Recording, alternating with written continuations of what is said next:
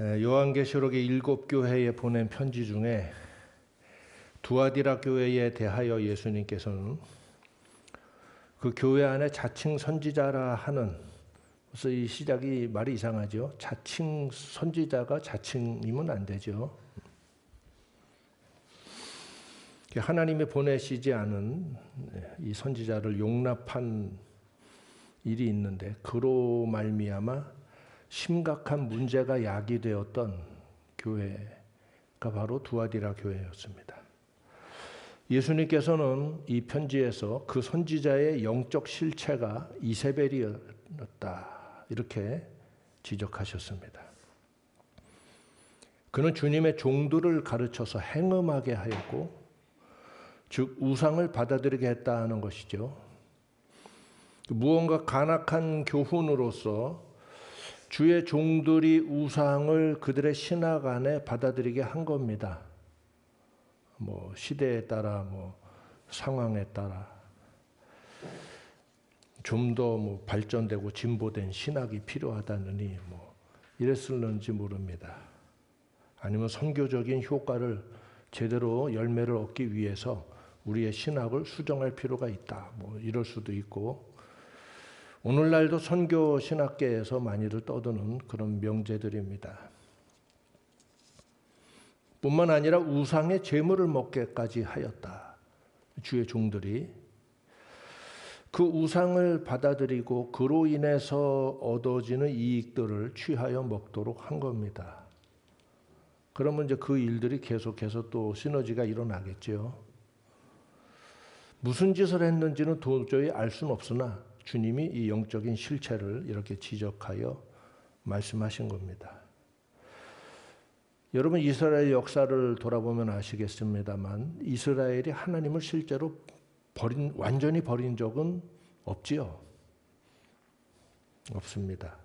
언제나 야훼 하나님을 섬기고 나름 하나님을 예배하기는 했었어요. 하나님 완전히 버린 적은 없었어요. 그러나 하나님께서는 몇몇 엘리야 시대나 사무엘 시대나 다윗 왕 시대 잠깐이나 이렇게 몇몇 부흥의 시기 잠깐을 제외하고는 이스라엘이 하나님을 제대로 섬긴 적이 거의 없었다고 말씀하고 계십니다. 이게 하나님과 이 인간의 시각의 차이예요. 하나님은 너희가 나를 제대로 섬긴 적이 없다. 인간들이 볼 때는 우리가 하나님을 완전히 버린 적은 한 번도 없었다. 우린 내내 하나님 섬기는 나라였다. 두 평가와 판단 중에 어떤 평가만이 유효합니까? 하나님의 평가만이 유효하지요. 왜냐하면 그들은 하나님을 예배한다고 하기는 했으나 실상은 혼합 종교를 가지고 있었기 때문이에요. 혼합 종교를 가지고 있다는 건 혼합적인 가치와 문화를 수용하고 있었다는 겁니다. 라이프 스타일도 혼합적인 스타일을 유지하고 있었다는 거예요. 하나님이 이스라엘에게 토라를 주신 이유는 하나님의 세계관, 하나님의 가치, 하나님의 백성들의 삶의 방식과 양식을 가르쳐 주기 위한 거였죠. 근데 이게 혼합돼 버리면서 정작의 이스라엘 백성은 자기 정체성을 상실해 간 거 아닙니까?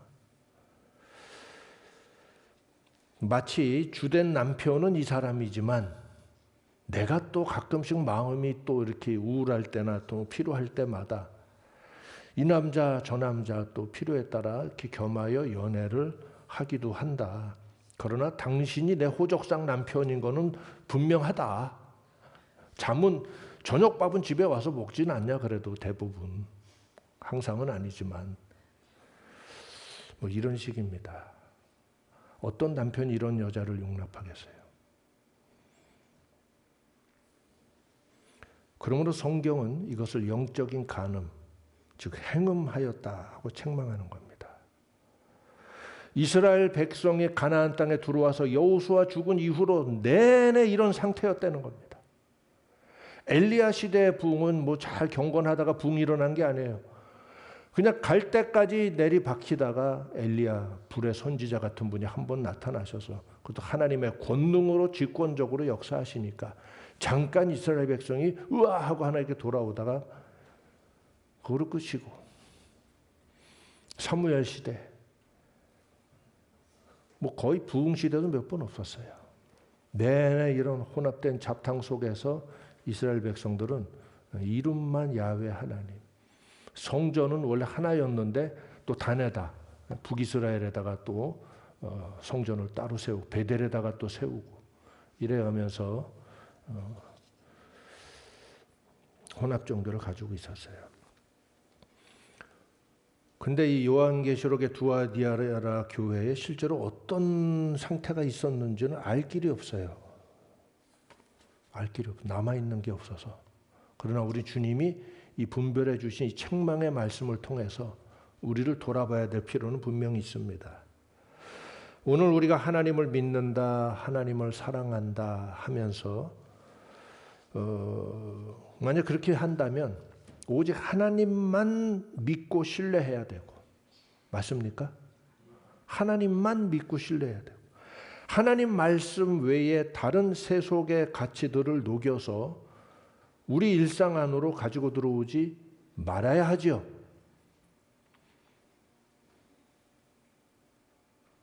맞습니까?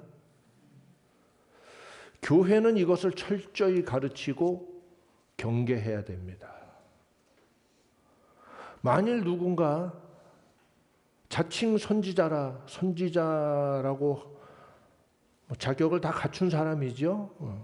자칭 선지자라고 할 정도고 이 교회가 용인될 정도면 하면서 좀 더 나은 시야와 좀 더 나은, 좀 더 진보된 이런 신학과 신앙관, 세계관을 가르치면서 그 결과가 이론을 전개할 때는 누구나 다 그럴듯해요. 중요한 건 그 깔때기의 끝에서 나오는 액체, 엑기스가 뭔지를 봐야 돼서 그 결과가 결국 세상의 가치를 하나님의 말씀과 함께 섞여서 녹여내고, 그래서 교인들이 편안하게 신앙생활을 할 만한 이러한 삶의 양식을 또 새롭게 재정립하고 이런 짓을 하는 놈이 있다면 이게 오늘날 이 시대의 이세벨이죠. 자칭 선지자라 하는. 이세벨이 누굽니까? 아방의 부인이었죠. 왕비였죠. 그 아버지가 엣바알이죠. 시돈왕. 이름부터가 심상치 않죠. 시돈왕 엣바알은 시돈이 어디냐면 저 페니키아, 이스라엘 바로 북쪽, 지금의 저 어디입니까? 갑자기 생각이 안 나. 레바논, 지금 레바논 접경지대. 그 위쪽 시돈 왕 엣바알, 왕 이름이 엣바알이다. 바알의 제사장이에요. 일종의 신정 국가입니다. 그런 엣바알의 딸, 오므리 왕조가 워낙 강력하게 확장 정책을 폈기 때문에 오므리의 아들인 아합을 엣바알의 딸과 결혼을 시키면서 국가의 기틀을 좀 더 뭐 이런, 하나님이 이런 걸 가장 싫어하시죠. 너희가 잘 되는 걸 추구하는 건 좋은데 내 가치와 내 명령과 내 말씀, 하나님의 거룩한 백성으로서 나라가 견고히 서는 걸 추구해야지, 견고히 서는 게 더 우선된 목표가 돼서 이런 세상적인 것을 받아들이고 하는 거 하나님이 가장 싫어하셨죠. 그런데 오므리 왕조는 그렇게 했습니다. 그래서 엣바알의 딸 페니키아 공주인 이세벨을 받아들였는데 이 여자가 악녀죠. 네.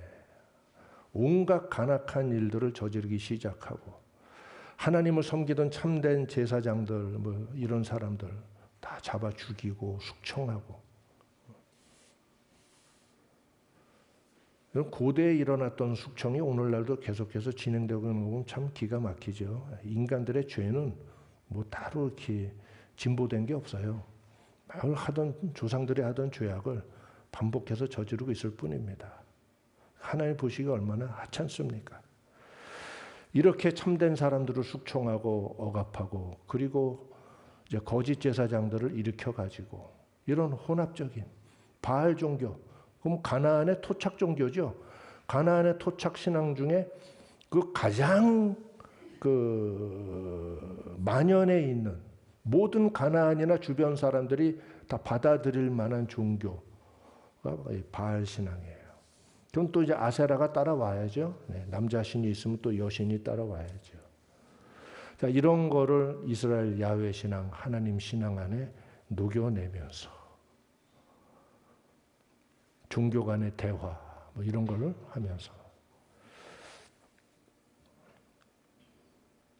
이스라엘 백성들의 일상 안에 바알 제의로부터 발생되는 그 우주관과 세계관, 그 다음에 라이프 스타일, 이것들이 이스라엘 백성 안에 그냥 만연하게 만들어 놓은 거예요.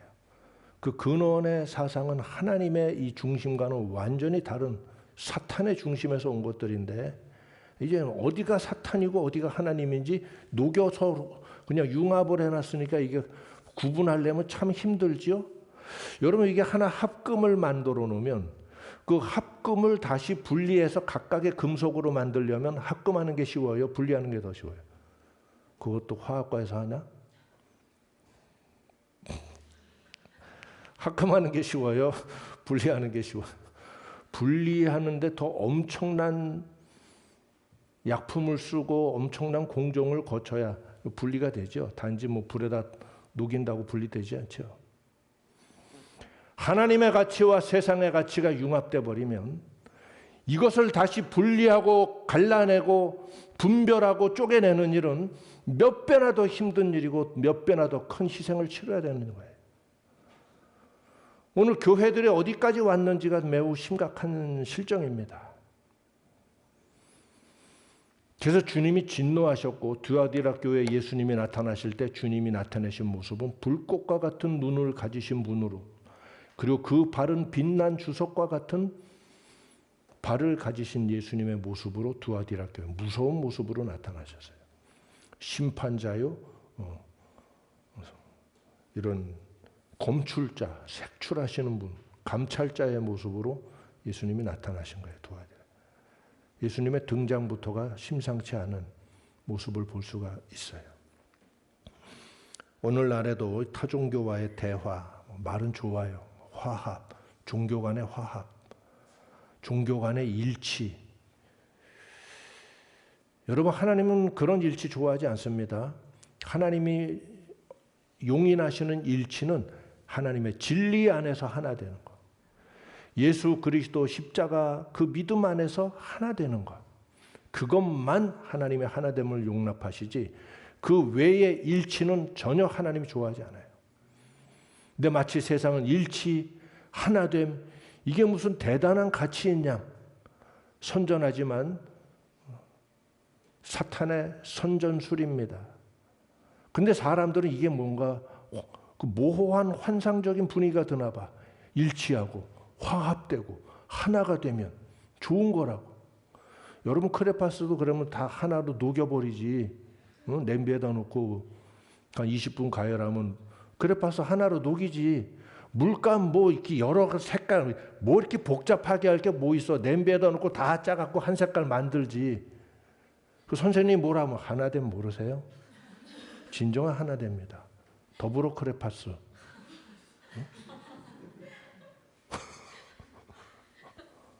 그러니까 그러지. 지들은 옷 색깔 뭐 색깔 봐가면서 다 화장품도 찍어 발라가면서 사면서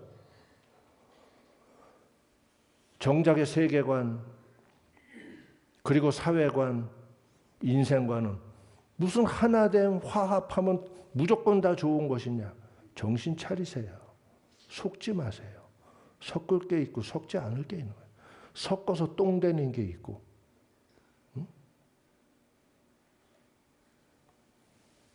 실제로 물감 다 섞으면 무슨 내 나와요? 똥색 나오죠? 몸 안 좋을 때 나오는 똥색. 좋아?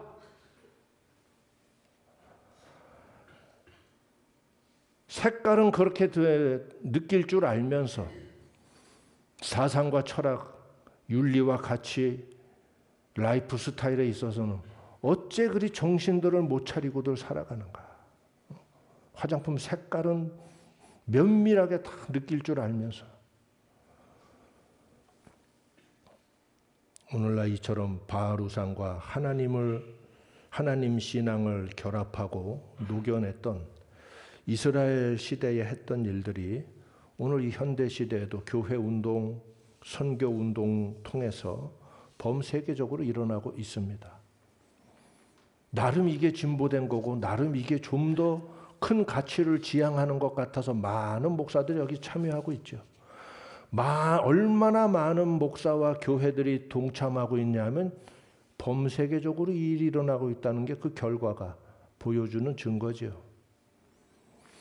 많은 신학교에서 교수들이 이미 이 사상이 보편화를 이루고 있다고 하고 있기 때문에 분리를 주장하는 이런 교수들은 이제 직을 잃을 위기가 있거나 왕따를 당할 위기가 신학교 안에서 실제로 벌어지고 있잖아요. 여러분 모르죠. 그래 크리슬람 운동이나 뭐 크리스찬과 이슬람은 하나다. 왜? 똑같은 하나님이니까. 그러면 반문을 어떻게 해야 됩니까? 그럼 이슬람도 예수님 믿습니까? 예수를 인정한다. 예수님이 유일하신 구주요 하나님의 아들인 걸 인정합니까? 그거는 아니지. 알라 아크바르 하겠죠. 네. 예수님이 더 높아? 무함마드가 더 높아? 이런 질문 해봐요. 당장에 칼 들고 뛰어올 거 아닙니까? 그런 놈들하고 어떻게 크리슬람 운동을 해요? 어떻게 우리가 같은 하나님의 아들들이라고 말한단 말입니까? 세계교회협의회 운동이나 지금 많은 한국의 기성교회의 대부분의 대표성을 가진 교회들이 다 여기 참여하고 있죠. 뭔가 이익이 있으니까 하겠죠. 그들이 내세우는 건 선교적 이익. 내가 10수년 전에 선교 일을 같이 할 때도 그 같이 하던 목사들이 앞으로 이걸 결국 안 받아들일 수는 없어. 왜냐하면 이 선교 이 사역 현장에 나가면 이게 사역이 안 돼. 그걸 안 받아들이면. 그래서 내가 이야기했어요. 사역이 제대로 잘 되기 위해서 받아들이지 말아야 될 가치를 받아들이지 않은 거야? 내가 반문을 한 적이 있어요. 지금 이런 짓들을 합니다. 교회 안에 어설픈 실용주의가 들어와서 결과, 교회 부흥의 결과, 선교적인 결과, 소위 말 좋아하는 열매, 그 열매는 못 먹는 무화과 나무도 열려요. 못 먹는 올리브도 열리고 못 먹는 감, 우리나라 고얌이라고 알아? 고얌? 여러분은 모르지. 아마 장로님만 아실 것 같은데 이 중에. 그죠? 고얌 장로님 드셔보셨죠? 산에 올라갔다가 감이 여기 입에 넣는 순간 어떻게 됩니까? 온 입이 우악하죠. 세상에서 제일 뜯은 것 중에 하나가 난 고얌이라고 생각. 이름이 계속 고얌이 뭐야? 감. 옛날 말로 감이구나. 그래서 냅다 집어먹었더니만 나는 이렇게 입에 들어가는 게 빨라가지고 된통당한 일이 여러 번 있는데 그런 것들도 열매는 무성해. 열매가 참된 열매만 열매입니다. 오늘 교회들이 사람 많이 모이면 그게 부흥이라고 생각하는데 그렇게 하기 위해서 빗장 열면은 많이 들어올 수는 있을 거예요. 그 주님이 인정하시겠습니까? 못 먹을 열매만 가득 모아놓고 있다면 선교지에도 마찬가지입니다. 어쨌거나 그러하다는 거지요. 그래 두아디라 교회의 사자는 예수님께서 회개할 기회를 주었으되 그 음행을 회개하고자 하지 아니하였다 하고 말씀하셨습니다. 그 21절에 보면 놀라운 게 이 두아디라 교회의 사자와 또 그 길을 따라가는 종들에게 주님께서 회개할 기회를 주셨답니다. 참 은혜 아닙니까? 나 같으면 이런 불안당 같은 놈들을 보겠나? 내 뒤통수를 치다니 하고 그냥 진멸해 버렸을 텐데 예수님이 얼마나 인자하시고 긍휼히 여기시는지 이러한 두아디라 교회 사자와 정신 못 차리는 종들에게 회개할 기회를 주셨대요. 어떤 형태로 그렇게 하셨는지는 알 수 없습니다만 그들은 분명히 주님의 경고와 책망, 그리고 지금이라도 다시 제자리로 돌아갈 수 있는 기회를 느꼈을 거예요. 분명히 느꼈을 겁니다. 그들이 인지하고 느낄 수 있게 하시는 게 책망이에요. 그러나 그들은 완악한 마음을 품었던 것이죠. 자기들의 정당성을 끝끝내 주장했는지 모릅니다. 그러므로 이제 예수님께서 그들을 심판하실 것을 말씀하십니다. 볼지어다. 주님이 이제 화나셨을 때 하는 말씀이에요. 볼지어다. 내가 그를 침상에 던질 터이요. 이 침상은 무슨 가늠하는 침상 이런 게 아니라 병상이에요, 병상. 또 그로 더불어 간음하는 자들도 영적인 간음이지요. 만일 그의 행위를 회개치 아니하면 큰 환난 가운데 던지고 또 내가 사망으로 그의 자녀를 죽이리니 모든 교회가 나는 사람의 뜻과 마음을 살피는 자인 줄 알지라 말씀하셨습니다.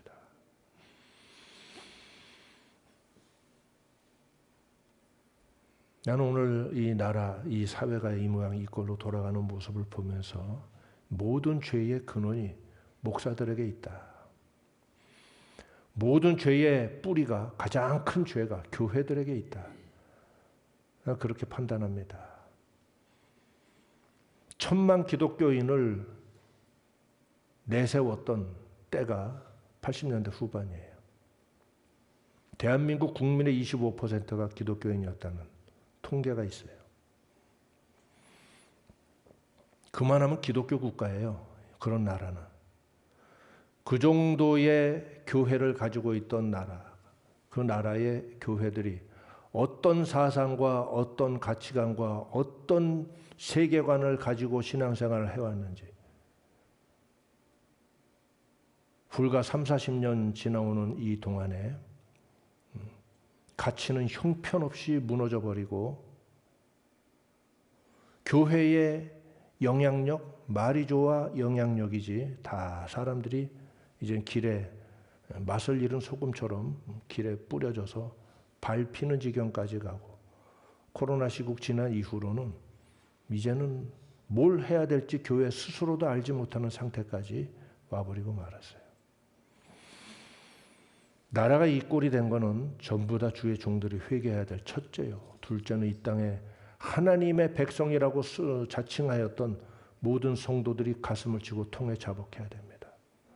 만일 회개치 아니하면 어떤 큰 환난이 이 땅에 임할지 알 수가 없어요.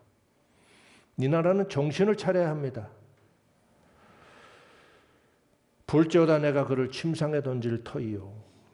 이로써 모든 교회가 나는 사람의 뜻과 마음을 살피는 자인 줄 알지라.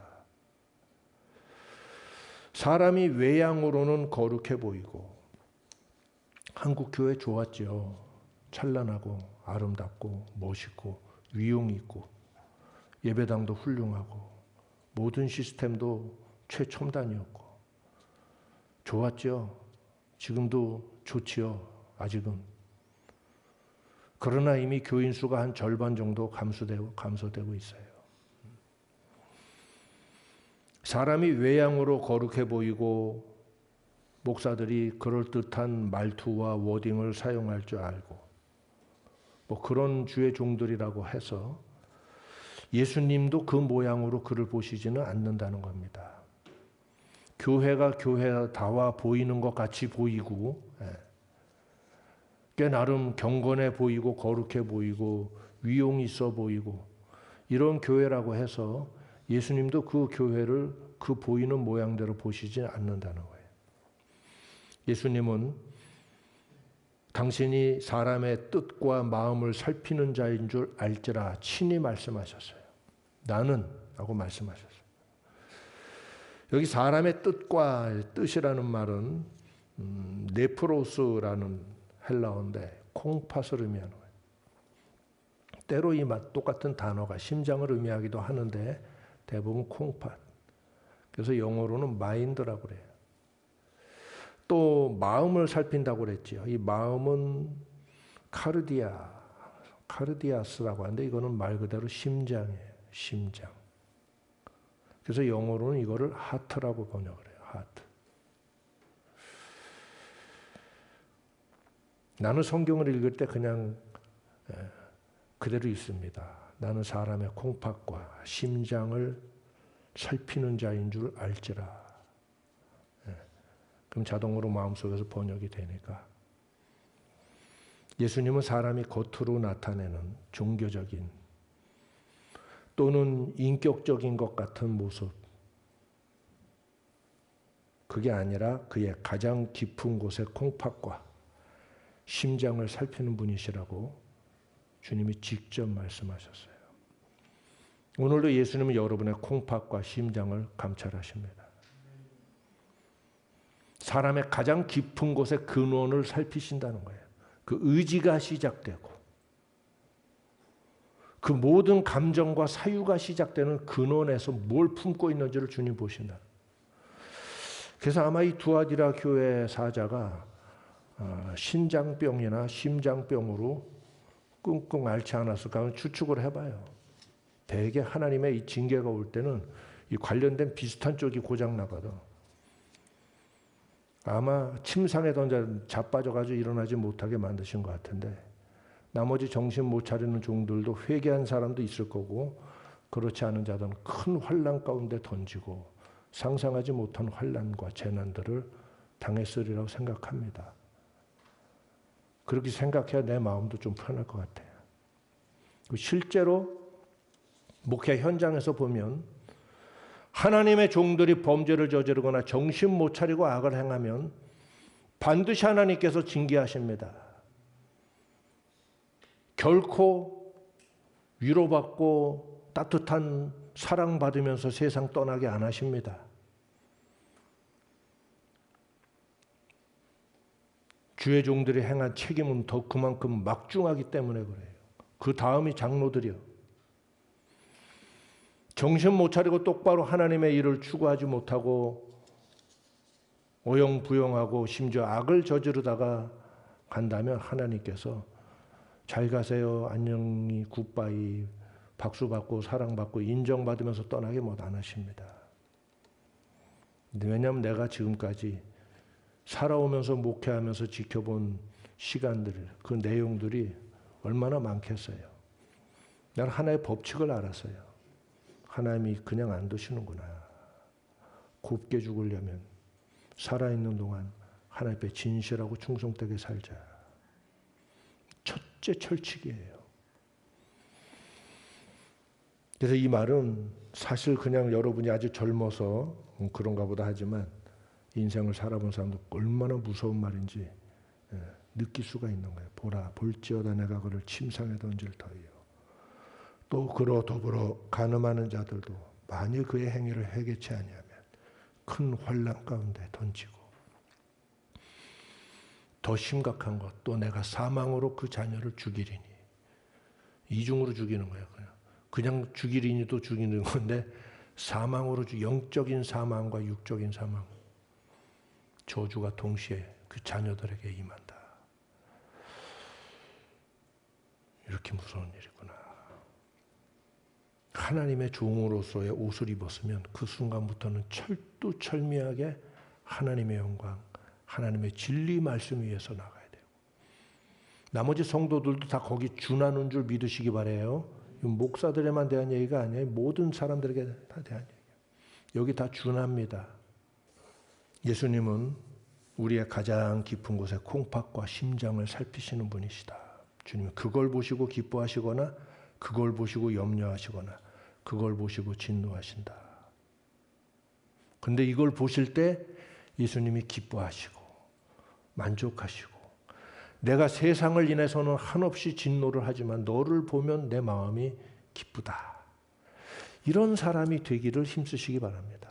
내가 예수님이 이런 마음으로 여러분을 보시기 바랍니다. 내가 세상을 인해서는 기뻐할 수 없는데 너 때문에 내가 웃는다 하시는 이런 말씀이 여러분 한 사람 한 사람 향해서 들려지면 여러분은 정말 행복한 사람이고 잘 가는 사람인 거예요. 그러므로 여러분은 어떤 신앙인이 되어야 되겠습니까? 여러분의 신앙은 어디서부터 있어야 됩니까? 여러분의 콩팥과 심장에서부터 있어야 돼요. 그래서 여러분, 이 예수님의 이 말씀은 사람의 이 모든 것의 가장 근원적인 속에서 무엇을 품고 있는가? 여러분의 생각과 사유, 삶의 모든 것에 시작되는 근원에 무엇을 가지고 있는가를 주님이 살피시고 그거에 따라서 주님이 평가하신다 하는 뜻입니다. 여기서 좀 더 나가서 여러분의 신앙, 여러분 마음의 신앙과 인격, 즉 여러분의 성품은 마음에서부터 있어야 돼요. 겉으로만 나타내는 예절은 예절이 아니에요. 원래 동양 사상의 예라는 거는 여러분, 예라는 글자 하나를 이 글자가 아니라 철학입니다. 예를 이해하지 못하면 동양 사상을 이해하지 못해요. 근데 더 내가 왜 지금 동양 사상 이야기를 하는가? 예라는 단어의 그 개념이죠. 그 철학을 제대로 이해하지 못하면 성경을 이해하지 못해요. 여러분, 성경이 동양 사상이에요, 서양 사상이에요? 인류의 사상이죠. 그러나 하나님이 인류에게 주신 말씀인데 이스라엘이 동양이야, 서양이야? 이스탄불 서쪽은 전부 다, 이스탄불 동쪽은 전부 다 동양이죠. 성경은 예수님 동양 사람이에요. 그래서 우리가 성경을 이해할 때 이 동양의 마인드와 그 뉘앙스와 감정을 이해하지 못하면 하나님 말씀 말귀를 못 알아들어요. 근데 말씀은 성경인데 이거를 서구적인 방식으로 이해를 하려니까 아마 이 모양이 되는지 모르겠어요. 예라는 건 어디서부터 납니까? 형식주의입니까? 우리가 그 학교 다닐 때 뭐 공자, 뭐 유교 사상 뭐 이런 거 이야기할 때 우리나라는 우리 집안은 뭐 유교 집안입니다. 이런 말 옛날에 많이 했는데 그래서 뭐 격식과 뭐 형식 뭐 이런 절차 이런 거 특히 뭐 제사 굉장히 중요합니다. 뭐 하면서 이야기하는데 원래는 예라는 것은 절차와 형식은 나중입니다. 반드시 필요로 하는 것인데 근원에서부터 가지게 되는 다른 사람에 대한 또 세계 앞에서 나를 둘러싼 모든 환경 앞에서 내 자신에 대한 마음가짐 그걸 예라고 하는 거예요. 그리고 다른 사람에 대한 마음가짐 그리고 하늘에 대한 마음가짐. 여러분 동양 사상의 가장 근원에서 가장 고대의 동양 사상이 하나님을 섬겼다는 사실 아세요? 노아의 후손들이에요. 그래서 가장 오래된 각골 문자들 보면 거기 성경 이야기가 쓰여져 있어요. 그것도 나중에 또 옛날에 또 한번 배운 적이 있죠. 이처럼 거기서 나와서 이제 다 이제 망각하기 시작하면서 이렇게 엉망으로 흘러왔지만 우리가 이해해야 될 건 오늘 예수님 말씀한 이 신장과 심장을 살피신다고 했는데 이 예라고 하는 것은 나의 신장과 심장에서부터 발원되어야 해요. 그 안에 있는 상태에서 내가 다른 사람을 대하는 태도와 내가 생각하고 말하는 것과 그를 생각하고 내가 뭔가를 해주는 것이나 뭔가를 대하는 모든 것들이 제대로 나가겠죠. 그렇죠? 거기서 질서가 더해지면 이게 절도가 되고 규범이 되는 거예요.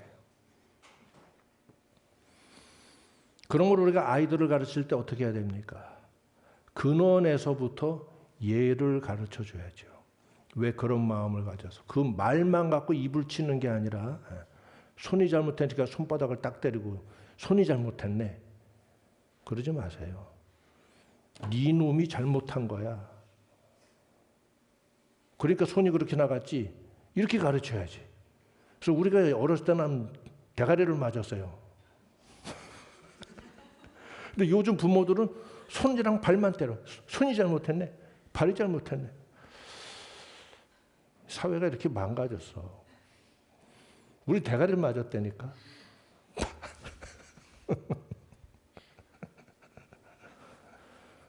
무슨 손이 잘못해? 이 손이 어디서 나왔는데?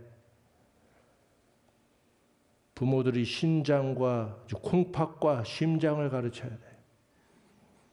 어떤 마음가짐에서 그런 말투가 나왔는지 그걸 조져야 돼요. 지금 요즘식으로 말하면. 어떤 근원에서 그런 눈빛이 나왔는지 그걸 조져야 된다니까. 그렇게 조짐 당하고 큰 게 우리 아들하고 딸이에요. 누나한테 이리 와. 왜 그랬어? 동생한테 어떤 마음에서 그래서. 눈빛이 그게 뭐야? 응? 배로 푹 찌르면 뒤로 자빠지죠. 이 뱃속에 뭐가 들어있길래. 그거부터 회개시켰어요. 행동 교정은 거의 안 해줬어요. 유치원 가서도 배우고 학교 가서도 배우니까. 예라는 것은 왜 내가 예를 하는 거야? 예가 없는 놈이 신앙은 있나? 예를 모르는 놈이 하나님을 경외하나? 우리가 지난 시간에 야레, 하나님을 두려워하다 이거 배웠죠. 공경하다. 예를 모르는 놈이 하나님을 공경할 줄 아나?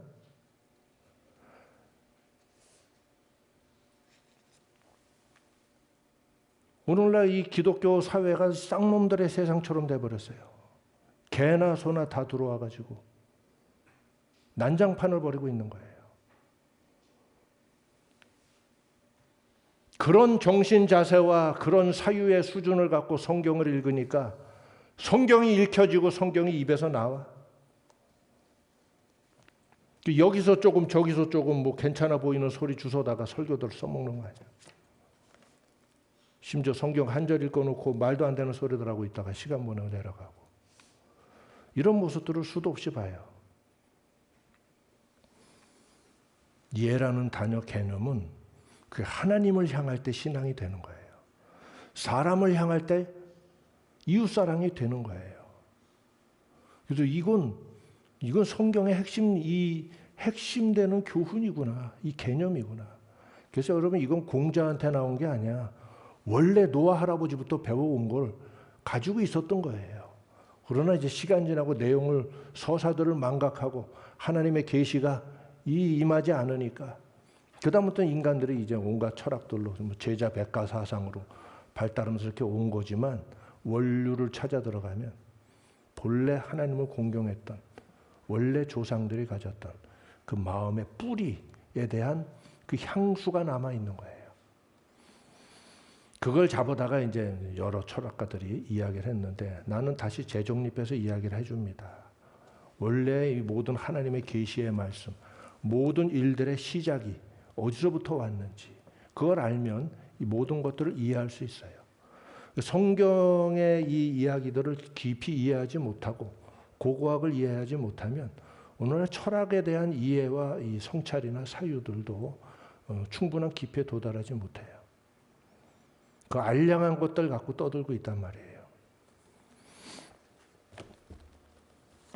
그래서 여러분 오늘 예수님의 이 말씀은 핵심입니다. 23절. 예수님 우리의 무엇과 무엇을 살피시는 자인 줄 알아야 된다고요? 나의 콩팥과 심장을 살피시는 분이시구나. 콩팥과 심장에 문제가 생기면 인간이 다 무너집니다. 사지백체가 다 무너지게 돼 있어요. 그리고 이건 인간의 정신세계와도 다 연결이 되어 있어요. 그 정도로 예수님 우리를 뼛속 깊이 살피고 계시는군요. 예의 있는 척하지 말고 진실로 예를 품은 자로서 다른 사람을 대할 줄 아시기 바랍니다. 예를 아는 자로서 하나님 앞에 나아갈 때 참 신앙의 세계를 알게 되고 하나님이 이런 사람 보시고 내 아들아 하시는 거예요. 보라 이는 참 이스라엘 사람이라. 예수님 나다나엘 말씀하셨잖아요. 그러므로 여러분 겉으로만 가지는 신앙 행위는 참 신앙이 아닙니다. 주일날 빠지지 않고 뭐 할 때 뭐 하고 뭐 드릴 때 뭐 드리고 다 좋은데 필요한데 뼛속부터 갖춰져야 되는 것이 예이고 신앙이구나. 그래서 예와 신앙은 하나예요. 너무 재밌죠? 근데 이걸 또 주소 듣고 나한테 좀 컨닝들 좀 안 했으면 좋겠어. 내가 설명을 다 못하잖아, 설교 시간에. 그러니까 이거를 주소 듣고서 가서 버무려가지고 또 엉뚱한 소리들 하는 목사들이 있는데 큰일 납니다. 하나님 말씀하신 이 구약 모든 율법의 핵심인 신명기 쉐마의 말씀은 이 개념을 이해하지 못하면 인간이 지킬 수가 없어요. 근본 뿌리에서부터 갖춰져야 되는 것이 하나님을 향한 사랑, 공경심, 그리고 이웃을 향한 사랑과 실천. 이게 속에서부터 있어야 된다. 내가 이번 여행을 하면서 그런 부분을 좀 생각을 했었어요. 그리고 오늘 본문 말씀에 예수님께서 이 두아디라 교회 사자와 그리고 그를 추종하던 이 많은 이 주의 종들을 향하신 책망, 그리고 두아디라 교회 전체를 향한 주의 경고의 말씀을 우리가 돌아보면서 주님이 우리를 판단하시고 보실 때는 뭘 보고 나를 느끼신다? 여러분의 콩팥과 여러분의 심장을 보시고 여러분을 느끼시고 판단하신다. 그러하실 때 여러분이 주님 앞에 참되고 신실한 종들로서 인정되는 한 사람 한 사람 되시기를 주의 이름으로 축복합니다. 항상 이거 생각하면서 사세요. 내가 이렇게 직설적인 단어로 성경을 풀어주는 이유는 오래 가거든. 그리고 기억하기가 쉽고 그리고 제대로 느껴지거든. 주님은 나의 콩팥과 심장을 항상 주시해서 보고 계시는 분이시구나. 할렐루야. 그리고 끝으로 주님은 내가 너희 각 사람의 행한 대로 갚아주리라 하셨어요. 이 행하는 것도 어디서부터 와야 돼? 콩팥과 심장에서부터 나오는 행위래야지. 주님은 감과 고얌을 구분하실 줄 아시는 분이세요? 내가 젊었을 때, 철없을 때 구분 못하고 아무거나 집어먹었는데 주님은 구분하시는 분이에요. 여러분은 고얌나무가 되지 마시고 감나무가 되시기 바라요. 하나님이 공평하시다는 건 똑같이 나눠주기 때문에 공평한 거 아니에요. 그 세자매들도 엄마가 똑같이 나눠줘야 공평하다고 생각하지 마. 각 사람에게 합당한 대로 나눠주면 그게 공평이야. 알겠냐 너희들? 그 싸우지 마.